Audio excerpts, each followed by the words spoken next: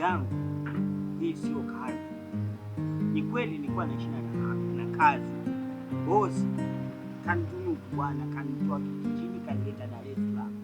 Lakini kazi ya kuzunguka kuomba hii kazi sio kazi nzuri. Tazama, toka saa 1 mpaka sasa hivi saa 9 tuna 5,000. Alafu bosi anataka 30,000. Wewe unayo? Sasa ukichoka sasa hivi unahisi tunaenda kulala wapi? Haya, hata kama sio kulala unaenda kuishi wapi? Unaenda kula wapi?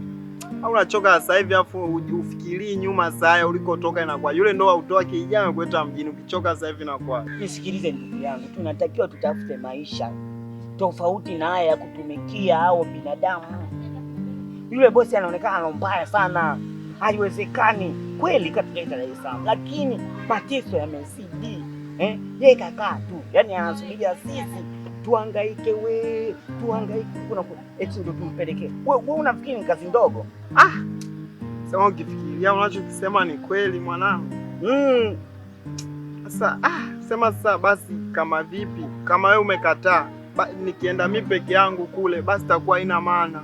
Afadhali wote tukubaliane, tufanye wote kazi, tutafute mishe tufanye, tujiingizie pesa yetu wenyewe. Na kuhusu kulala, tutalala hata kwenye daraja huko nini. Tutaanza hata kwenye hizi nyumba za kitajiri. Tunakuta mekolido, tunalala, maisha yanaendelea. Nimeelewa, ila tutaumia. Ndio hivyo, lazima tuumie, lakini ndio hivyo. Mradi tumeisha fika Dar es Salaam. Haina noma. Mjini hapa. Ndio hivyo.